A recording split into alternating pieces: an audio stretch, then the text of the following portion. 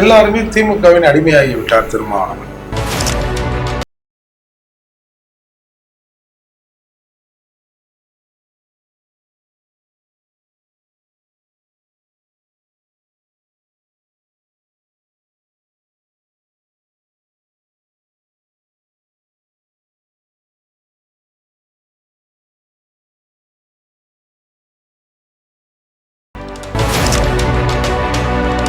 இருபத்தி 4 மணி நேரமும் திருமாவளவனை பத்தியே சிந்திக்கிறீங்களே. இன்னைக்கு எங்க கூட்டணியில கம்யூனிஸ்ட் இருக்காங்க, காங்கிரஸ் இருக்காங்க. ஆனா உன்ன சங்கி இதைத்தான் அர்ஜுன் ஆதவன் சொன்னாரு. ஆமா, இப்ப நான் கேட்டல உடனே என்ன சங்கி முத்திர குத்திருவாங்க. தேர்தலுக்கு நீங்க எதையும் ஜாதி மதம் மொழி பார்க்காதீங்க. தேர்தல்ல ஜெயிக்கிறது வெற்றி மட்டும்தான். என்ன கேக்குறாரு, ஜாதி மதம் எல்லாம் பார்க்க கூடாதுல, ஏன் பெரம்பூர்ல ஆராசா நிக்க வைக்கலன்னு கேக்குறாரு. அது எங்க இஷ்டம், நீ யாரு சொல்ற? இப்படி சொன்னீங்கல்ல, ஒரு நிமிஷம் முன்னாடி சொன்னீங்க இல்லையா, ஜாதி மதம் என்ன பேசுற அறிவு கிடையாதுமா. சும்மா ஏதோ அவர் இருக்காருங்கிறதுக்கா ஏதோ பேசுறியா? வாட்ஸ்அப்ல ஸ்டேட்டஸ் வைக்கிறவங்க கைது பண்றீங்க. ஆமையா, வைக்க வேண்டியதை வைக்கணும், வைக்க கூடாததை வச்சா நீ கேட்கக்கூடிய கேள்வி கேட்டாதான் ஒன்னே விட்டு வைப்போம். கேட்கக்கூடாத கேள்வி கேட்டா ஒன்னே தான் உள்ளது போவோம். வேற யாருமே தமிழ்நாட்டுல பதறல பாத்தீங்களா? பதற்றமே பக்கத்துல தானே இருக்குது. ஏங்க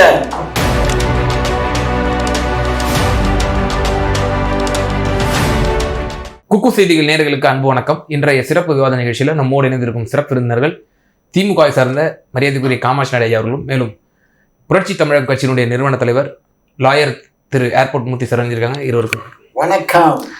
திரு ஏர்போர்ட் மூர்த்தி சார், ஹெச்ராஜா சமீபத்தில் ஒரு குற்றச்சாட்டு ஒன்று வச்சிருக்காரு. விசிகா, உங்கள் தாய் கழகமான விசிகாவில் ஒரு ஸ்லோகன், ஒரு பிரபல்யமான ஒரு ஸ்லோகன், அடங்கமறு அத்துமீறு திமிழியரு திருப்பி அடி அப்படின்ற ஒரு ஸ்லோகன். இந்த பாணியை விடுதலை சிறுத்தைகள் கட்சியினுடைய தலைவர் திருமாவளவன் அவர்கள் முதலமைச்சர்கிட்ட மட்டும் வேற ஒரு பாணியை கடைபிடிக்கிறாரு. அந்த என்னன்னா, ஸ்டாலின் முன்பு அடங்கிப்போ குறுகிப்போ பணிந்து போ என்ற பாணியை திருமாவளவன் கடைபிடிக்கிறார் அப்படின்னு சொல்லி, அடங்கிப்போ குறுகிப்போ பணிந்து போ அப்படின்னு ஹெச்ராஜா உங்க தாய் கழகத்தின் மீது தலைவர் திருமாவளவன் மீது ஒரு கடுமையான விமர்சனம் வச்சிருக்காரு. ஹெச்ராஜா சொன்னதும் உங்களுக்கு பெரிய விஷயமா தெரியுது. எல்லாருமே திமுகவின் அடிமையாகிவிட்டார் திருமாவளவன். அதை விட கடுமையான வாசகம் தான் இது. நிலைய வித்வான்கள் அண்ணா அறிவாலயத்தில் கட்டு போடப்பட்டிருக்கிறார் அப்படின்லாம் சொல்றாரு. பிகாஸ் நாம திமுக ஆட்சி மீதோ இல்ல திமுக கழகத்தின் மீதோ ஏதாவது ஒரு சின்ன விமர்சனம் படுகிற போது திமுகவிலிருந்து யாரும் போய் சொல்றதில்லை. அண்ணன் தான் எங்கிறாரு, பாயறாரு. திராவிடத்தை காப்பாற்றுவதற்கு திமுகவும் இரட்டை குரல் துப்பாக்கியாக செயல்படும் என்பது தமிழக அரசியலில் அடிக்கடி பேசப்படுகிற விஷயம். அந்த இரண்டாவது குரலாக என்னையும் சேர்த்துங்க, நானும் திராவிடத்தை காப்பாற்றுவதற்காகத்தான் இருக்கிறேன் அப்படின்னு சொன்னார்ல, அப்ப அவங்களோட அடிமைதான் தெளிவாய் போச்சு. அடிமைங்கிற வார்த்தையை முதல் நீக்கணும். அடிமைன்னு சொல்லக்கூடாது. எப்ப இதெல்லாம் அடிமையா? இப்போ அடிமைன்னா என்ன அடிமை? இப்போ கண்ணதாசன், அது என்னது தாசன் என்ன இஸ் ஈக்குவல் டு இந்த வார்த்தை தான். கண்ணனுக்கு அடிமைனா கண்ணதாசன், அதுனா தப்பா? திமுகவுக்கு அடிமைனா திமுக தாசன், தப்பா? அது தப்புங்க. ஏன் இன்னொரு அரசியல் கட்சியுடைய தலைவரை இன்னொரு அரசியல் கட்சியுடைய தலைவருடைய அடிமைன்னு சொல்றது தவறு. இப்போ 2001 கூட்டணி வச்சாரு திரும்ப 2 ஆண்டுகள்ல தூக்கி எரியலையா எம்எல்ஏ பதவிய? எதுக்கு எம்எல்ஏ பதவி தூக்கி எறிஞ்சுட்டா என்ன பண்ண? நாடாளுமன்ற தேர்தலில் தங்களுக்கு சரியான ஒரு பிரதிநிதித்துவம் கிடைக்கல சார். அடுத்து அதிமுக கூட்டணி வச்சாரு எம்பி தேர்தல்ல. என்னமோ பெருசா பேசுறீங்க. அதால பாருங்க, தாய் சிறுத்தைக்கு பிறந்த நாள் அப்படின்னு சொல்றாங்க எல்லாரும். உடனே திமுக ஒரு தாய் சிறுத்தை இல்ல, ஒரு திராவிட சிறுத்தைக்கு பிறந்த நாள், திராவிட சிறுத்தை திருமாவளவன்றாங்க. இது எந்த வகையில் இது எடுத்துக்கலாம் சொல்லுங்க? ஏங்க, விடுதலை சிறுத்தை திருமாவளவனுக்கு பிறந்த நாள் சொல்லுங்க, என் அன்பு தம்பிக்கு பிறந்த நாள், இல்ல எங்க அண்ணனுக்கு பிறந்த நாள், ஏதாவது சொல்லுங்க. பேரை மாத்துறீங்க திராவிட சிறுத்தைன்னு. யாருக்கு நம்ம பேரை மாத்துவோம்? நம்ம கேட்கிறவனுக்கு பேரை மாத்துவோம். பேரை மாத்திர ஏப்பாய் என்ன என் பேரை மாத்துற? அப்படின்னு கேட்கறவங்களுக்கு பேரை மாத்த திமுக இந்த வேலையை சார் செஞ்சா ஏன் என் பேரை நீ மாத்துற என்ன ரைட்ஸ் இருக்கு அப்படின்னு கேட்கறவங்களுக்கு நம்ம பேரை மாத்துமா? பைபிள மாத்தினா கம்மில் இருப்பான்பா, ஒண்ணு கேட்டுக்க மாட்டான்பா அப்படின்னு ஆளத்தானே மாத்துவோம். இந்த ஆண்டுக்கு முன்னாண்டு பிறந்த நாளுக்கு திராவிட சிறுத்தை திருமாவளவனுக்கு பிறந்த நாள்னு சொன்னாரா இல்லையா நம்ம தலைவர்? அப்ப எங்க திருமாவளவன் சுயநினைவோடு இருக்கிறார், திருமாவளவன் அந்த கட்சியை நடத்துகிறார் அப்படின்னு சொன்னாதாங்க அதிசயமான இது. எச்ராஜா சொன்னது பழைய விஷயங்க, இது எல்லாருக்கும் தெரிஞ்ச விஷயங்க. ஏன் சார் அவர் தான் சார் டிசைடிங் அத்தாரிட்டி, அவர் தானே கொள்கை தலைவரா இருக்காரு, அவர் தானே எல்லா முடிவுகள் எடுக்கிறாரு, அதுல என்ன உங்களுக்கு சந்தேகம்? ஸ்டாலின் அவர்கள் திமுகவுக்கும் தலைவர், விசிகாவுக்கும் அவர் தான் தலைவர்னு எல்லாரும் சொல்லிட்டாங்க. எப்படி சார் இது தவறு? விசிகாவில் உள்ள எல்லாரையும் திமுக பர்ச்சேஸ் பண்ணிச்சு, திருமாவளவன் ஒத்தையில இருக்காரு, எல்லா எம்பி எம்எல்ஏக்கள் எல்லாருமே திருமாவைத்தான் புறந்தள்ளி விட்டு திமுகவை ஆதரிக்கிறார்கள் அப்படின்னு சொன்னாங்க. நீங்க அதுக்கு ஒரு உதாரணம் ஆதவர்ஜனை நீக்கினாங்க. முன்னாள் சொல்றாங்க வேலைச்சேரி பிரகடனம், அதுல எப்படி நான் தலித்துகளை இதை சேர்க்கணும், தலித்து வார்த்தை அவர் பயன்படுத்தினாரு, நான் பயன்படுத்தலாமான்னு. அப்ப மற்ற ஆட்களை எப்படி சேர்க்கணும், அவர்களை எப்படி இங்க கட்சி பொறுப்பு இன்சர்ட் பண்ணணும், அவங்களை நீக்கும் போது என்னென்ன ப்ரொசீஜர்லாம் இருக்குது, நாங்க திமுக அதிமுக பிஜேபி மற்ற கட்சிகள் மாதிரி டக்குன்னு நீக்கிட முடியாது அப்படின்னு முன்னாள் சொல்லிவிட்டு மறுநாள் காலையில் முதல்வரிடம் அப்பாயின்மெண்ட் வாங்கிவிட்டு அந்த அப்பாயின்மெண்ட் தள்ளி போகுது, அதுக்குள்ளே ஆதவர்ஜனை எடுத்துட்டு அங்க போய் பாக்குறாருன்னா நீங்க என்ன சொல்ல வரீங்க நீங்க? ஏன் சார் என்னமோ முதல்வர் சஸ்பெண்ட் பண்ணிட்டு தான் என்ன சந்திக்கணும்னு சொன்ன மாதிரி ஆமா ஆமா ஆமா. இப்போ அவர் திரும்ப விஜய் அவர்கள் சொன்னதுல உண்மைத்தன்மை இருக்குன்றீங்க. அதாவது ஆதவர்ஜன் பேசியது கட்சிக்கும் மக்களுக்கும் நலன் பயக்குவதாக இருந்தாலும் என் மீது உள்ள நம்பகத்தன்மைக்கு அது குந்தகம் விளைவிக்கிறது. உங்கள் மீது யார் நம்பகத்தன்மை வைத்திருக்கிறார்கள் சொல்லுங்க? திமுக வச்சிருக்கு, அந்த நம்பிக்கைக்கு குந்தகம் விளைக்குது. கட்சி நலன் ஒரு பக்கம் இருக்கட்டும், என்ன அவங்க நம்புறாங்கல்ல அந்த நம்பிக்கையில ஒரு ஓட்டை போடுறாரு ஆதவர்ஜன, அதால நீக்கிறேன். கூட்டணிக்குள் குழப்பத்தை உண்டு பண்ண விரும்புகிறார்கள், என்னோட நம்பகத்தன்மை கேள்விக்குறியாகிறது. சொல்லுங்க சார். ஒரு கூட்டணியில இருக்கிறோம், தொடர் வெற்றியில அந்த கூட்டணி இருக்கு, அது குந்தகம் விளைவிக்கும் வகையில இந்த மாதிரியான கருத்துக்கள்லாம் தெரிவிக்கும் போது அது ஒரு கூட்டணிக்கு ஒரு பாதிப்பு ஏற்படுதானே சார் செய்யுது. ஏன் வேற யாருன்னா சொன்னாங்கன்னா ஆதவர்ஜன் கூட்டணி கட்சிகளுக்கு குழப்பத்தை ஏற்படுத்துறாரு, ஏன் கம்யூனிஸ்ட் சொல்ல, காங்கிரஸ் சொல்ல, மற்ற கட்சி எதுவுமே சொல்லல, அப்ப குழப்பம் இல்ல சார். அவங்க திமுக தானே சார் கேட்கறது சரின்னு அவங்க நினைக்கிறாங்களா? அப்போ அப்படி எடுத்துங்கல்ல, சைலண்ட் மோட்ல இருக்காங்கல்ல, அவங்க இதை ஆதரிக்கிறாங்க, நல்ல விஷயம் தான். நம்ம கேட்க முடியல, திருமாவளவனும் கேட்க முடியல, விசிகால ஒருத்தர் கேட்கிறாரு இல்ல, அது ஒரு அவங்களுடைய கட்சியினுடைய ஒரு பொதுச் செயலாளர் பேசுறாரு, அந்த உட்கட்சியினுடைய விவகாரமா அவர் பாக்குறாரு. அது இப்ப நீங்க தானே சொன்னீங்க கூட்டணிக்குள் குழப்பம்னு. இல்ல பொதுவெளியில இப்படி ஒரு வாதங்களை எடுத்து வைக்கிறாரு. திமுகவுக்கு ஒரு பிரைமரி ஃபோர்ஸா அவங்க தான் சீட் ஷேரிங்ல இருந்து எல்லாம் பண்றாங்க. அப்போ ஒரு சிக்கல் ஏற்படுத்த தானே செய்யுது அந்த கூட்டணிக்குள்ள. குழப்பம்னா ரெண்டு பேர் மட்டும் இல்ல கூட்டணி, மத்தவங்க பல கட்சிகள் இருக்காங்க. அப்ப மத்தவங்க யாரும் இதை பத்தி நல்லதா கெட்டதை யாரும் சொல்லல. பலரும் கருத்தை தெரிவிச்சிருக்காங்களா ஆதவர்ஜனோட இந்த பேச்சு பற்றி? எப்ப சொல்லிருக்காங்க? இந்த பேச்சுக்கு பிறகு நீக்கிறதுக்கு முன்னாடி உண்மையிலே கூட்டணிக்குள் குழப்பம் இருந்தா ஏங்க இந்த மாதிரி கூட்டணிக்குள் குழப்பம் ஏற்படுத்துறீங்க? உங்க தலைமையே எங்களுக்கு ஆதரவா தானே இருக்குது, நாங்க சொல்றதெல்லாம் கேட்டுட்டு போகுது, ஏங்க நீங்க இப்படி பேசுறீங்க? திமுக கூட பேசலையே, அப்ப எப்படி இது? இல்ல சார், இந்த அளவுகோல் நம்ம பாமக மேல வைப்போமா சார்? இப்ப பாமக பிஜேபியோட கூட்டணி இருக்குது. இப்ப டாக்டர் ஐயா சமூக நீதி பேசக்கூடியவர், சாதிவாரி கணக்கெடுப்பு எடுக்கணும் அப்படின்னு பேசக்கூடியவர். ஆனால் எல்லாத்தையும் புறந்தள்ளிட்டு பிஜேபியோட கூட்டணி இருக்கிறாரு. பிஜேபியில இதை வலியுறுத்துவாரா? அப்போ இத்தனை ஆண்டுகள் பிஜேபி கூட அடிமையா போயிருக்காங்களா, கூட்டணி வச்சிருக்காங்களா? என்ன வச்சிருக்காங்க? கூட்டணி வச்சிருக்காங்க. இன்னைக்கு அதானி மீதான அந்த பார்லிமெண்ட் விசாரணைக்கு ஆதரவுன்னு சொல்றாங்கல்ல. இன்னைக்கு கேள அதானி வந்தாரா இல்லையா நம்முடைய தமிழக முதல்வர்? தமிழ்ல விளக்கம் கொடுத்துட்டாருல. விளக்கம் கொடுக்கட்டும்னு இவர் சொல்லட்டுமே சார் திருமாவளவன்? கூட்டணி மீது களங்கம் விளைவிக்கிறார்கள், அதனால் இது உண்மைத்தன்மையை தமிழக முதல்வர் திமுக தலைவர் சொல்லணும்னு சொல்லுங்களேன். சொல்லுங்க பாப்போம், சொல்லுவாங்களா? நீ ஒரு கட்சி அவங்க ஒரு கட்சி தானே, கூட்டணி தானே. இந்த கூட்டணிக்கே கலங்கம் வருது இல்ல இது ஏதோ அதானிக்கிட்ட அதை வாங்கிட்டாங்க இதை வாங்கிட்டாங்கன்னு கூட்டணி மீது கலங்கம் வளர்கிறது. அதனால நம்ம முதல்வர் அதுக்கு விளக்கம் தரணும். சொல்லுவாரா கேளுங்க. ஸோ ரைஸ் பண்ண மாட்டாருன்றீங்க அந்த கொஸ்டின். சரி சொல்லுவாரான்னு கேளுங்க. Okay okay. காமராஜ் ஐயா, இந்த மாதிரி ஒரு விமர்சனத்தை ராஜா அவர்கள் வந்து முன் வச்சிருக்கிறாரு அண்ணன் திருமா அவர்கள் மீது. நான் உதாரணத்துக்கு கூட பாட்டாளி மக்கள் கட்சியை வந்து சொல்லியிருந்தேன், அவங்களோட கொள்கை வேறு, பிஜேபியோட அவர்கள் வந்து கூட்டணி வைத்திருக்கிறார்கள். அப்போ அது வந்து நீங்கள் அப்படி அந்த வார்த்தையை பயன்படுத்துவீங்களான்னு கேட்கும்பொழுது அவர் வெளிப்படையாக விமர்சனம் வைக்கும்பொழுது அவர் வெளிப்படையாக பிஜேபியின் மீது விமர்சனங்கள் வைக்க தான் செய்கிறார்கள் பாட்டாளி மக்கள் கட்சி. ஆனால் அண்ணன் திருமாவளவன் அவர்கள் திமுக மீதான ஒரு பாதகமான விஷயங்கள் ஏதேனும் சமூகத்தில் நடந்தாலும் சரி, ஊழல் விவகாரமாக இருந்தாலும் சரி, அதை வந்து நம்ம முதல்வர் நோக்கி கேள்வி எழுக்கக்கூடிய ஒரு திராணி அண்ணன் திருமாவளவனுக்கு இருக்கா அப்படின்ற ஒரு கேள்வி முன்வைக்கிறாரு. 100க்கு 100 கேள்வியை வைக்கத்தான் செய்யறாரு. சில விஷயங்களுக்கு அவர் எதிர்த்து பேசத்தான் செய்யறாரு. என்ன பேச கொடியேத்த விட மாட்டேங்கிறீங்க. இங்க பாரு, கொடியேத்த விடுறதுங்கிறது வந்து அது சுப்ரீம் கோர்ட்டோட தீர்ப்பு, ஹைகோர்ட்டுடைய தீர்ப்பு. புரிஞ்சுக்கோங்க, ஹைகோர்ட்ல கொடுத்த தீர்ப்பின் அடிப்படையில தான் பொது இடங்கள்ல கொடி ஏற்றக்கூடாது, பட்டா இடங்கள். ஆமாமா, தீர்ப்பு கொடுத்துருக்காங்க. சரியா? அண்ணன் திருமாவளவன் என்ன சொல்றாருன்னா, அரசு அதிகாரிகள் எந்த ஆட்சி மாறினாலும், அண்ணா திமுகவா இருந்தாலும் திமுகவா இருந்தாலும் அரசு அதிகாரிகள் தான் அவ்வாறாக இருக்கிறார்கள். இதை வந்து திமுகவை மட்டும் குறை சொல்வது வந்து தவறு.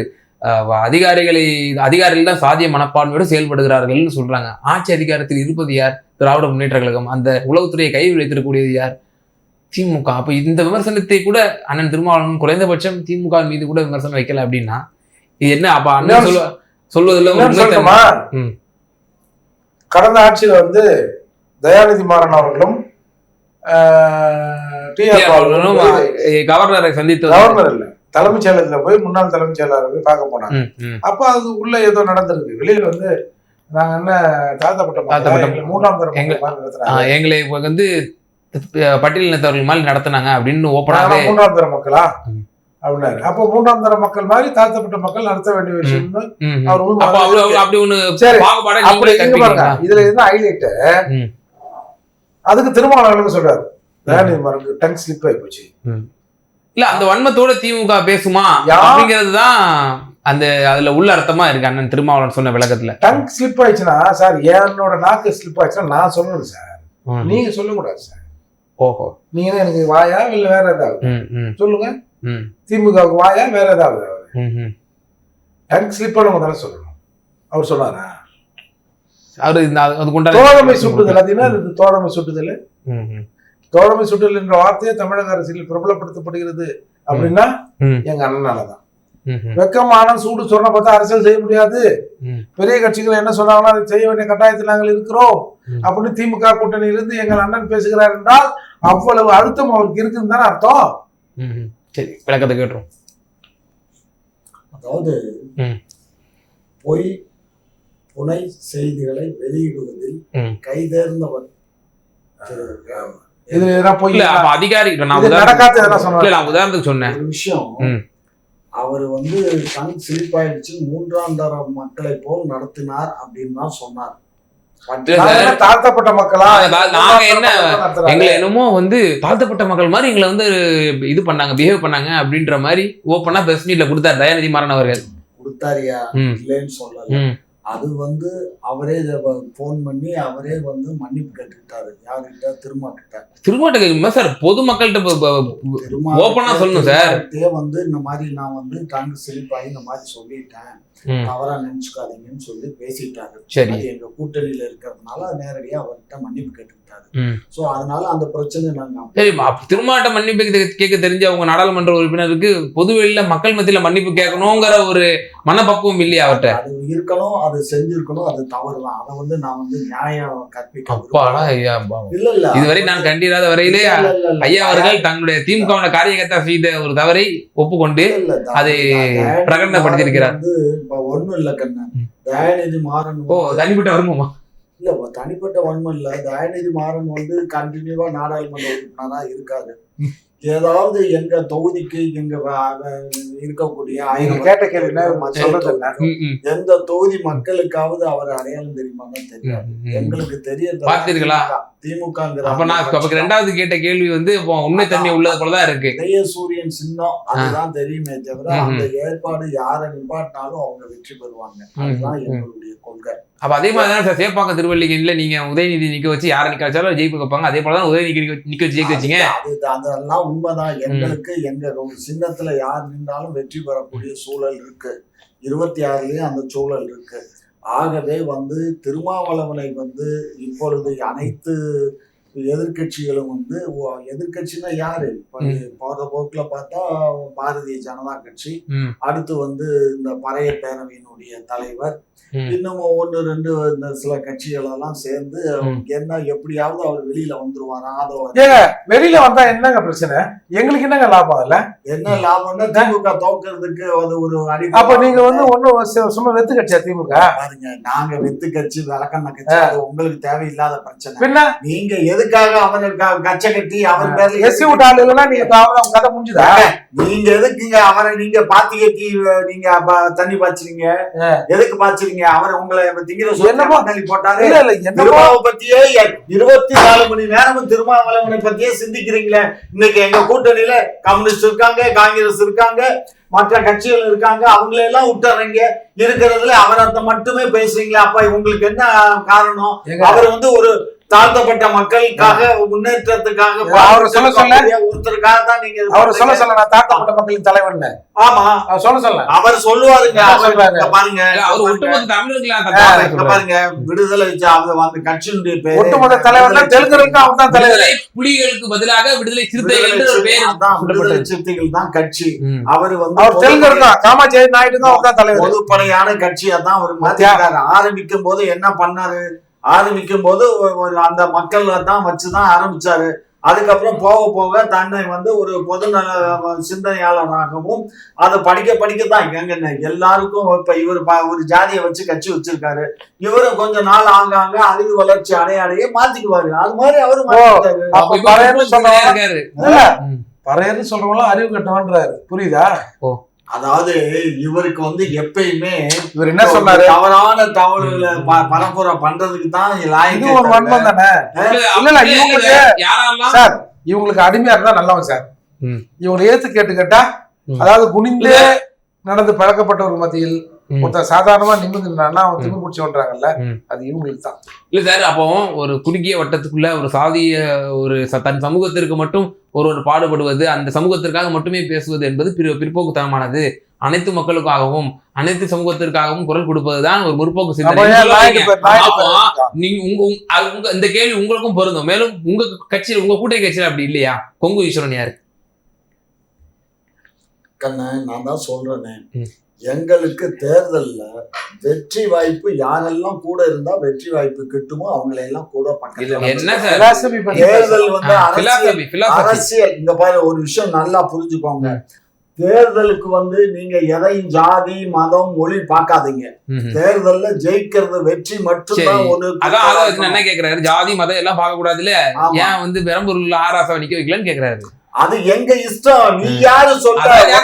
இப்படி சொன்னீங்கல்ல, ஒரு நிமிஷம் முன்னாடி சொன்னீங்க இல்லையா, ஜாதி மதம் பேதம் எதுவும் பார்க்காமல் நிக்க வைக்கணும். அது எங்களுக்கு யாரை எங்க நிக்க வச்சா வெற்றி கட்டுமோ அங்கதான் நாங்க அவங்கள நிக்க வைக்க இயலும். எங்களுக்கு ஊட்டியில வேற கேண்டிடேட் போட்டா வெற்றி வாய்ப்பு குறையும். இவரை போட்டா எங்களுக்கு மயிலாப்பூர்ல ஏன் தாவேலு நிக்கிறாரு? அது அதான் நான் சொல்றேன், எங்க கட்சியினுடைய கொள்கை அது. நீங்க யாரு அதை கேட்க அந்த லைன்ஸ கொடுத்தது? அந்த உரிமை கிடையாது. நாங்க இங்க பாருங்க, ஒரு விஷயம் நல்லா புரிஞ்சுக்கோங்க. இது தேர்தல் அரசியல். தேர்தல் அரசியல்னா தேர்தல்ல வெற்றி தான் முக்கியமே தவிர தோல்வி முக்கியம் அல்ல. கேண்டிடேட் இப்ப சீமான் அவர்கள் கூட பாதிக்கு பாதி பெண்களை நிப்பாட்டுறாரு. அது அவருடைய கொள்கை. எங்களுடைய கொள்கை வெற்றி மட்டும்தான். சமத்துவம் இதெல்லாம் வெற்றி பெற்ற பின்னாடிதான் முன்னாடி சமத்துவம் வேட்டு சொரக்கா கறிக்கு உதவாது. ஜெயிச்சு வந்தா தான் இதெல்லாம் செய்ய இயலும். ஒரு பெரிய மனுஷன் பேசுறது. பெரிய மனுஷன் என்ன பேசிட்டேன்? தப்பு திராவிட முன்னேற்ற கழகம் கடந்த நாடாளுமன்ற தேர்தலில் 40க்கு 40 ஜெயிக்கும், தங்கள் வசம்தான் சாதகமா இருக்குன்னு சொல்லி உங்களுக்கு கருத்து கணிப்புகள்லாம் வந்துச்சு, எல்லாமே வந்துச்சு. அப்போதாவது குறைந்தபட்சம் வந்து நம்ம எத்தனை பெண்கள் வேட்பாளர் நம்ம நிப்பாட்டணும், எத்தனை தலித் மக்களோட வேட்பாளர் வெற்றி பெற்றாதான் வந்து நாங்க நடைமுறைப்படுத்த முடியும்னு சொல்லி 40 உங்க கைவசம் இருக்குன்னு ஓவரால் தெரிஞ்சு போச்சு. அப்பமாவது நம்ம நடைமுறைப்படுத்தணுமா? அதான் என்னுடைய கேள்வி. இங்க பாரு, எங்க கட்சியில இப்ப எத்தனை எம்பி பெண் எம்பி இருக்காங்க? எத்தனை எம்பி இருக்காங்க? தென் சென்னையில இருக்காங்க, தூத்துக்குடியில இருக்காங்க. தூத்துக்குடி வாரிசு, அதை விடுங்க. அடுத்து வாரிசா? வேற வாரிசு இல்லையா அவங்க? அப்ப 2 பேருமே வாரிசு தான். அவங்க தங்கம் தென்னரசனுடைய சகோதரி அவங்க. கட்சிக்கு பாடுபட்ட அந்த சரி ஓகே. தமிழ் தங்கபாண்டியன் அவர்கள், அப்புறம் அவங்க வந்து அமைச்சர் எம்எல்ஏ இருக்காங்க. இப்ப தூத்துக்குடியில எம்பியா இருக்கக்கூடிய கனிமொழி மேடம் அவங்க. சரி, வேற என்ன? ராஜ்யசபால இருக்காங்கல்ல. ராஜ்யசபால யார் இருக்கா? 2 பேர் இருக்காங்க ராஜ்யசபால.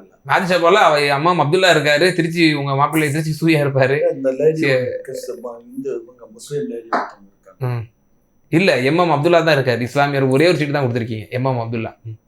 முஸ்லீமுக்கு கொடுக்கலப்பா. எங்க கட்சியில ஒரு அப்துல்லா முஸ்லீம் இல்ல, அந்த அம்மா பேர் எனக்கு மறந்து போச்சு. ஒரு அம்மா இருக்காங்க.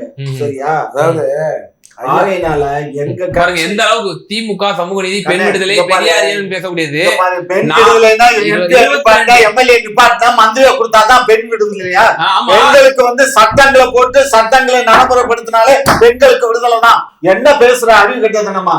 சும்மா ஏதோ அவர் இருக்காருங்கிறதுக்கா எதோ வேணாலும் பேசுறியா? அந்த வேலையெல்லாம் இங்க பாரு. எங்களுடைய திராவிட மாடல் ஆட்சி, திராவிட மாடல் அரசு மக்களின் நலனை மட்டும்தான் கண்ணுல வச்சு அப்படியே இது காப்பாத்திக்கிட்டு இருக்கோம். எங்க ஆட்சி மட்டும் இல்லைன்னு சொன்ன எங்க ஆட்சியில தான்ப்பா நீங்க இவ்வளவு சுதந்திரமா பேசுறீங்க. பேச்சுரிமை எங்க ஆட்சியில தான் இருக்கு. இதே ஜெயலலிதா ஆட்சியில இந்த அளவுக்கு எல்லாம் நீங்க உட்காந்து பேசி இருக்க முடியுமா? சும்மா இதெல்லாம் வச்சுக்காதீங்க. பார்த்தோமே எல்லாம் ஒவ்வொரு பத்திரிகையாளரும் கைதாகிறதும். ஆமா, எத்தனை பத்திரிகையாளர் கைது பண்ணியாச்சு? எத்தனை யூடியூப் மாத்திரம் 960 யூடியூப் சேனல் இருக்கு தமிழ்நாட்டுல. 960 யூடியூப் ஒவ்வொரு நாளும் எங்களை திட்டி தான் போட்டுக்கிட்டு இருக்கான்.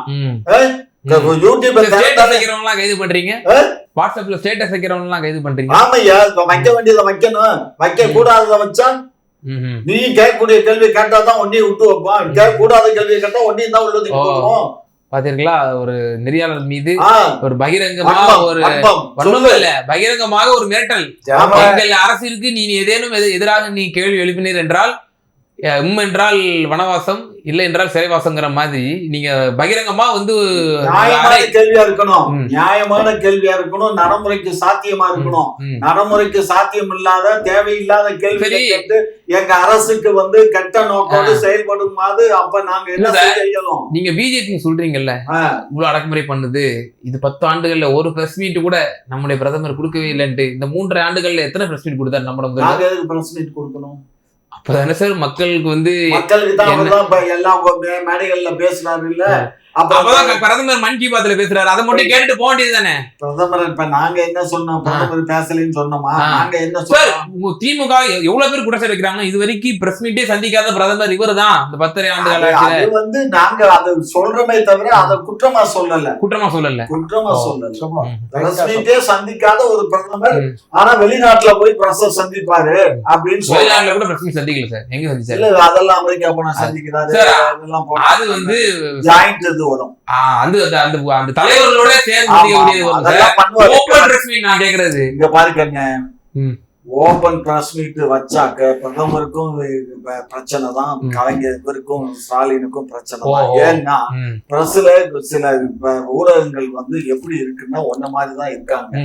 கேட்கக்கூடிய கேள்வியை கேட்டா பிரச்சனை இல்லை, கேட்க கூடாத ஒரு கேள்வியை கேட்டா அப்ப நாடுகள் எத்தனையோ முதலமைச்சர் வந்து ஓபன் பிரஸ் மீட் தாராளமா கொடுக்குறாங்க. தாராளமா கொடுக்குறாங்க.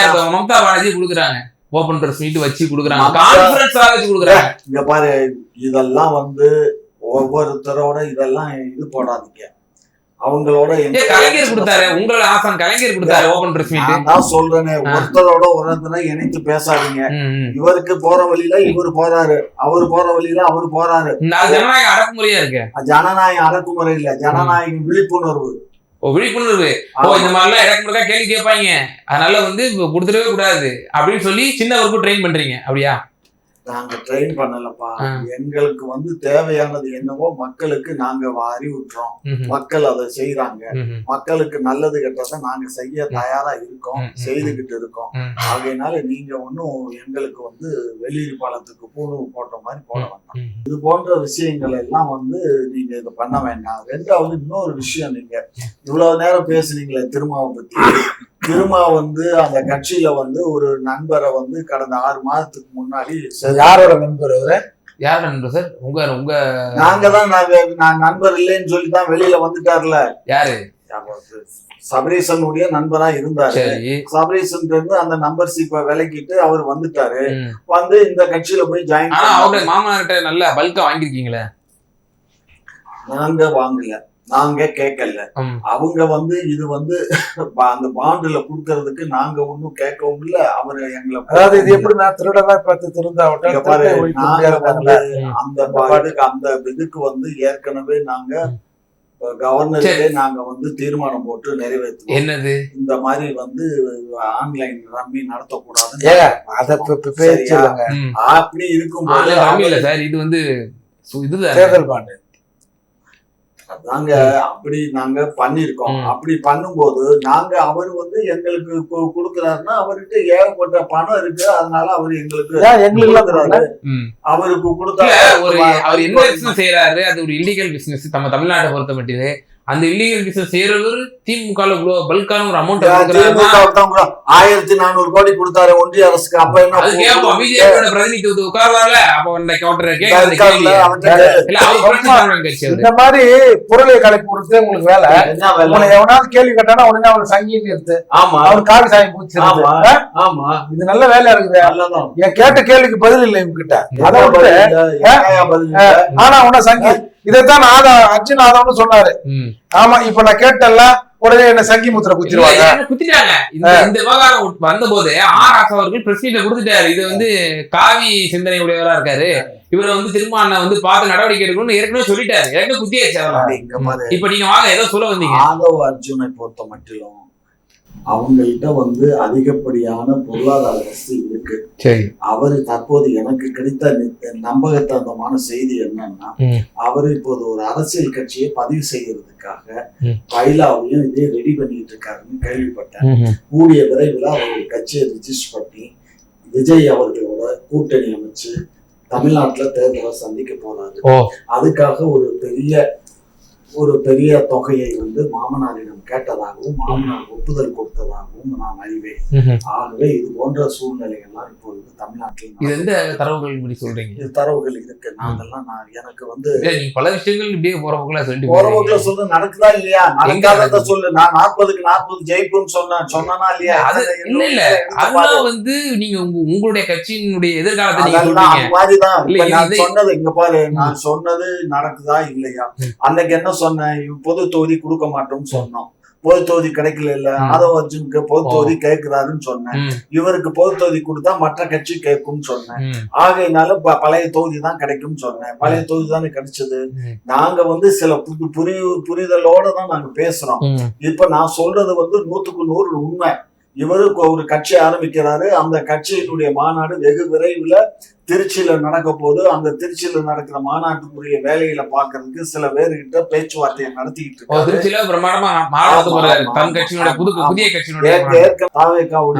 விக்கிரவாண்டியினுடைய வி சாலையில அதுல இல்லப்பா, வெள்ளும் ஜனநாயக மாநாடு நடந்துச்சுல்ல, அந்த இடத்துல பண்றதுக்கு ஏற்பாடு பண்ணிட்டு இருக்காங்க. ஆகையினால இதெல்லாம் நம்பகத்தந்த செய்தி தான். இதுல ஒண்ணும் தவறு இல்லை. அவர் கட்சி ஆரம்பிக்கட்டும். எத்தனையோ கட்சியில அவர் ஒரு கட்சி ஆரம்பிக்கிறாரு.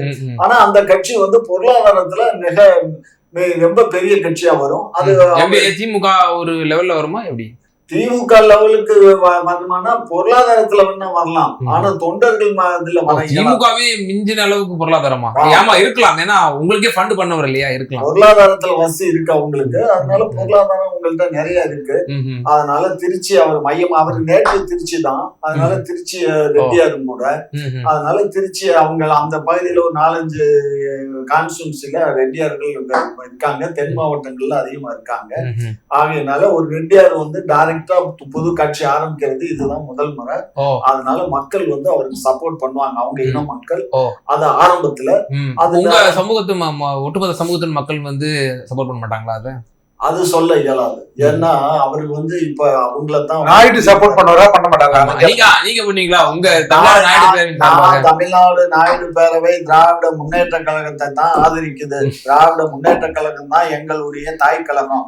அதோடதான் நாங்க திராவிட முன்னேற்ற கழகத்துல திராவிட தெலுங்கர் முன்னேற்ற கழகத்தை இணைச்சிட்டோம். ஆகையினால நாங்க திராவிட தெலுங்கர் முன்னேற்ற கழகம் வந்து 2016 திமுக இணைச்சிட்டோம்.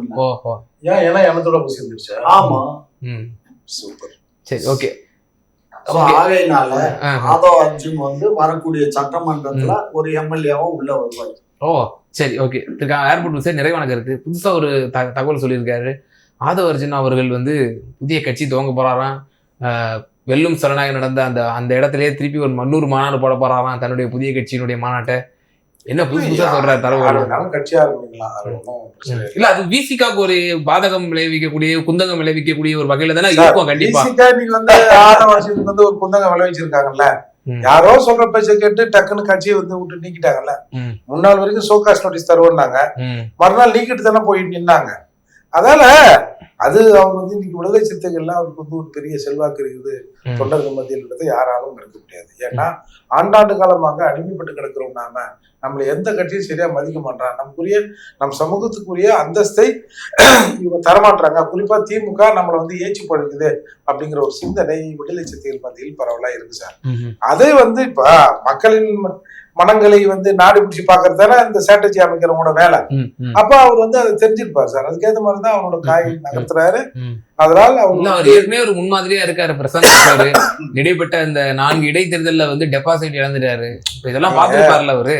புதிய கட்சி தொடங்கினா என்னென்ன டிஃபிகல்டிஸ் நம்ம சந்திக்கிறோம் வந்து மொத்தமா ஆரம்பிச்சு சார். இது வந்து ஒரு விடுதலை வேட்கையோடு இருக்கிற மக்களுக்கு நான் தான் ரட்சகன்னு ஒருத்தர் சொல்றாருன்னு வச்சுக்கேன். அந்த மக்கள் அவர் நோக்கி போகத்தானே செய்வாங்க.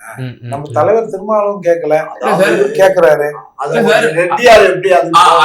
கேட்கணும். அதுதான் நான் கேட்கறேன். அப்போ அந்த சமுதாயத்தினுடைய மக்களுடைய தலைவராக திரு ஏர்போர்ட் வந்து மூர்த்தி வந்தாதான் ஏத்துப்பாங்க மக்கள். திரு திருமாவளவன் வந்தா ஏத்துப்பாங்க. ஆனால் ஆதவ அர்ஜுனா வந்தா ஏற்றுக்கொள்வார்களா? அப்ப எப்படி இப்ப சொல்றாருல்ல வந்து பெரும்பான்மையானவர்கள் வந்து பட்டியல் சமூக மக்கள் வந்து திமுகவை ஆதரிக்கிறார்கள். எப்படி ஆதரிக்கிறாங்க சார்? திமுக பட்டியலின மக்கள் மட்டுமா இருக்காங்க, பாட்டாளி மக்கள் இருக்காங்க. நீங்க சொன்னீங்கல்ல, அங்க விட எங்க கிட்ட தான் வந்து இந்த பட்டியல் சமூக மக்கள் ஆதரிக்கிறாங்க. எப்படி இவர் ஆதரிக்கிறாங்க, எப்படி திமுக ஆதரிக்கிறாங்க? அந்த மாதிரிதான் இது. போங்க, இது வந்து வரவேற்கத்தக்கது தானே. ஒரு ஆதிக்க சாதியை கொண்டவர் அவரு இறங்கி வராரு. நான் வந்து எல்லாருக்குமான தலைவர், நான் வந்து யாரெல்லாம் வந்து அன்ரெப்ரசன்டட் கம்யூனிட்டிஸை வந்து நான் வந்து வார்த்தை எடுக்கிறேன்னு வர்றாரு. அப்ப அந்த மக்கள் அவர் பின்னாடி போறதுல உங்களுக்கு என்ன சிக்கல்? அதே நீங்க கார்னர் பண்ணி கேக்குறீங்க. அப்படி ஒருத்தர் மனம் வந்து வர்றாரு அப்படின்னா அது ஏற்றுக்கொள்வது. அது இவங்களோட குட்டுக்களை வெளிப்படுத்தினார்ல, அதான் பிரச்சனை உங்களுக்கு.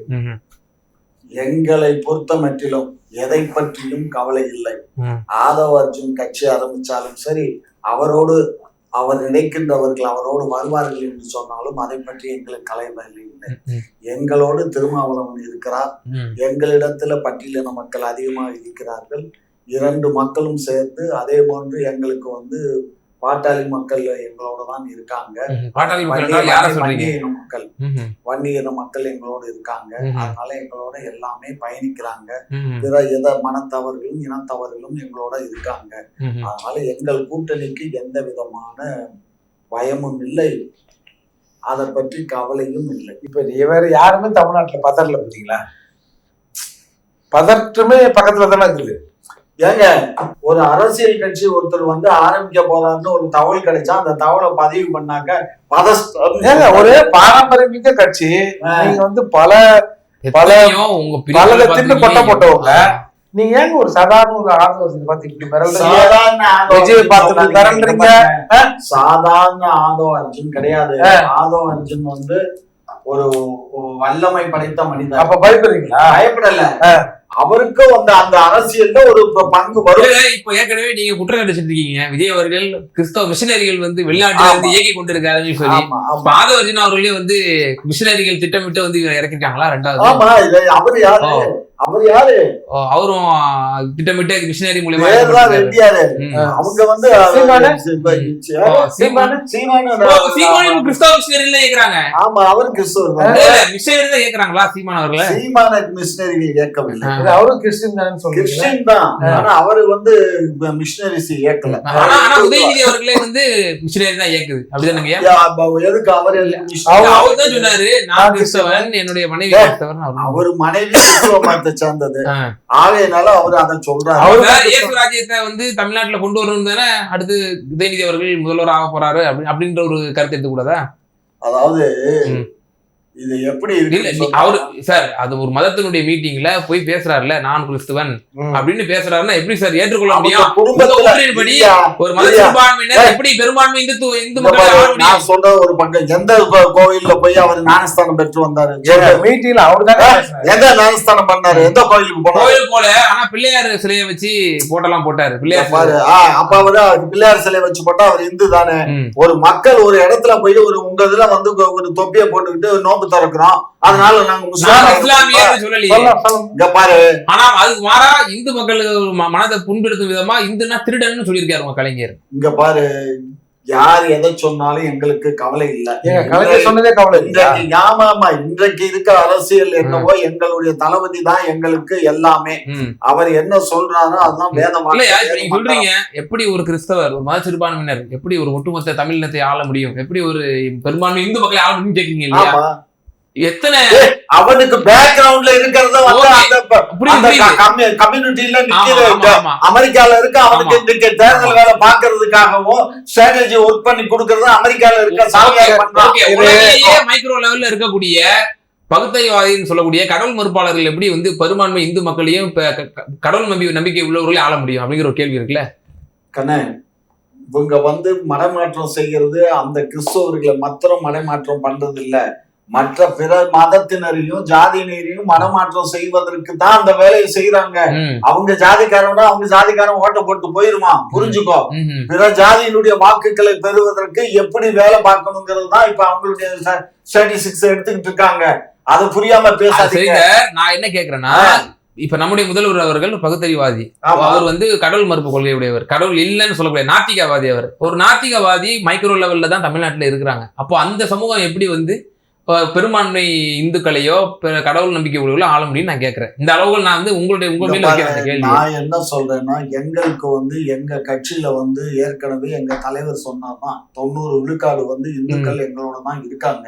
புரிஞ்சுக்கோங்க, நானும் இந்து தான், சரிங்களா? ஆகையினால இந்துக்கள் இருக்கிறதுனால மட்டும் நாங்க ஆட்சி அமைக்கல. புரிஞ்சுக்கோங்க, எங்களோட கிறிஸ்தவர்களும் இருக்காங்க, முஸ்லிம்களும் இருக்காங்க, பௌத்தர்களும் இருக்காங்க, ஜைனர்களும் இருக்காங்க, எல்லாருமே எங்களோட இருக்காங்க. நாங்க எல்லா மதமும் சம்மதம்னு ஏத்துக்கிட்ட ஒரு அரசியல் கட்சி திராவிட முன்னேற்ற கழகம். ஆகையினால திராவிட முன்னேற்ற கழகத்தை வச்சு கேம்பெயின் பண்ணி அடுத்த கட்சியை பாக்குற அளவுக்கு யாருக்கும் இங்க தகுதியும் இல்ல, அருகதையும் இல்ல. ஆனா நீங்க எல்லா மதத்தையும் அரவணைச்சு போறன்றீங்க. ஆமா, ஆனா இந்து விரோதங்கிற முத்திரை உங்கள் மீது தொடர்ச்சியா குத்தப்படுதா இல்லையா? அது வந்து நாங்க வந்து இங்க பாருங்க, ரோட்ல போகும்போது எச்சில மிதிச்சுட்டா போய் காலை கழுவி.